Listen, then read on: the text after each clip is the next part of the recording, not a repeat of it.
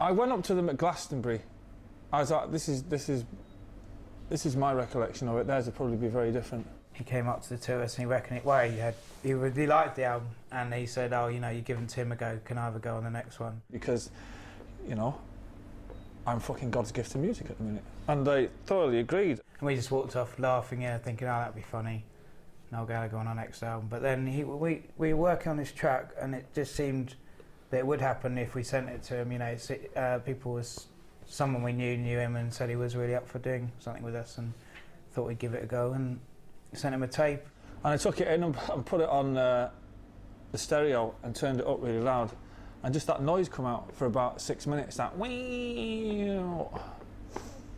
I thought our kid had sent it as a joke just to fucking piss me off.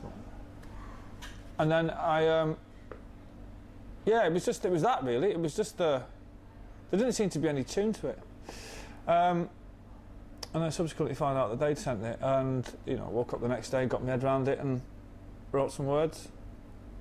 Went to the studio. Yeah, that was the first time that someone who we didn't know came to the studio, and he was in, and he was brilliant. You know, the song, it's a love-setting song. I love the words he wrote, and it was quite hard for him to do, a tune around it. So, as he says, he just got what to him just sounded like one long mess, and he deciphered it and made a good song. It's a nice lyric. It's good, psychedelic, and it's good. I think it's one of the best things I've ever done, to be honest. I'm very proud when I played it to my mates when we got advanced copies of it and all that. Very disappointed they didn't ask me to be in the video. Never forgiven them for that. I happened to find myself at the Music Awards with a Z, and the tall one with the blonde hair, it was there obviously. Which one is Tom's the big one, isn't he? He asked, I don't know whether he asked me or we were talking about something anyway, I can't remember what it was, and he gave me, woke up the next morning with a cassette, another one. I wonder why they send cassettes out. It would be too cheap to give you a CD. And it was Let Forever Be, and it was pretty much finished apart from the vocals, and to be quite honest, I think it's probably better as an instrumental.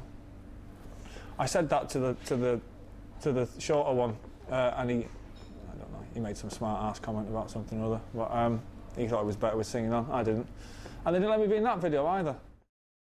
I think that's what makes it what it is, because you couldn't put your finger on it.